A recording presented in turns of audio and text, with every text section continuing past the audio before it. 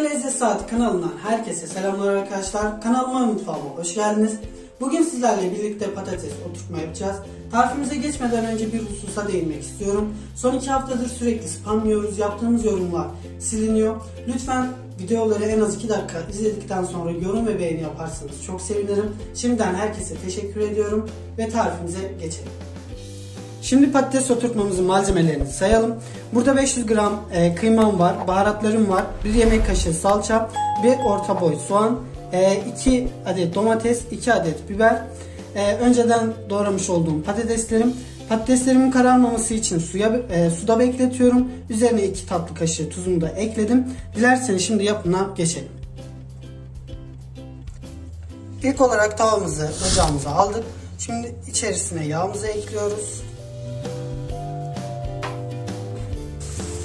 Kıymamızı ekledik. Şimdi rengi dönene kadar karıştırıyoruz. Daha sonra diğer malzemelerimizi ekleyeceğiz. Kıymamızın rengi döndü. Şimdi sırasıyla soğanımızı ve sarımsağımızı ekliyoruz. Malzemeleri sayarken sarımsağı söylemeyi unuttum. 3 diş de sarımsak kullandım. 1-2 defa karıştırdıktan sonra biberlerimi ekleyeceğim.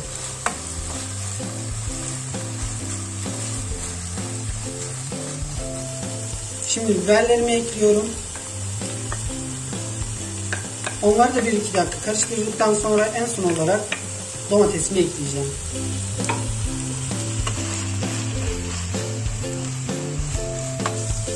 Biberlerimizi de güzelce kavurduk. Şimdi domatesimizi ekliyoruz. 1-2 dakika domatesle birlikte kavurduktan sonra salçamızı ve baharatlarımızı ekleyeceğiz.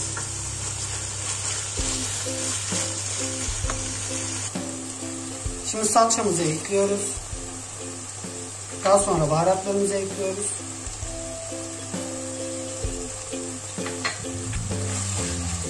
Baharat miktarlarını malzeme kısmına yazacağım.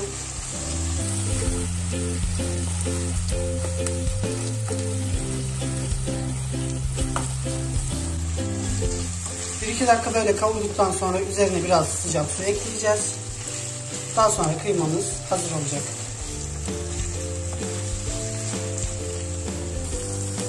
Salçamızı da kavurduk. Şimdi üzerine sıcak suyumuzu ekliyoruz.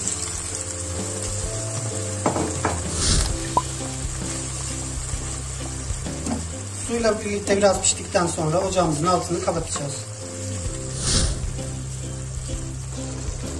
Ocağımızın altını kapatıyoruz. Yaklaşık 3 su bardağı sıcak su kullandım. 5 dakika kaynattıktan sonra ocağımızın altını kapattık. Bütün patateslerimi tepsime dizdim. Tepsinizin boyutuna göre patates miktarınız artabilir veya azalabilir. Şimdi önceden hazırlamış olduğumuz kıymamızı üzerine ekliyoruz.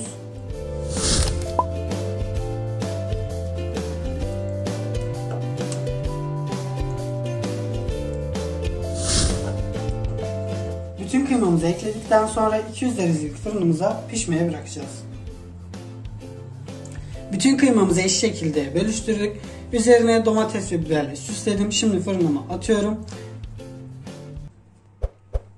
Yemeğimiz hazır, 1 saattir fırında pişti. Servis tabağımıza aldık. Yoğurtla servis etmek istedim. Siz dilediğiniz gibi servis edebilirsiniz. Buraya kadar izlediyseniz kanalıma abone olmayı, videoyu beğenip yorum yapmayı unutmayın. Bir sonraki videomda görüşmek üzere. Hoşça kalın.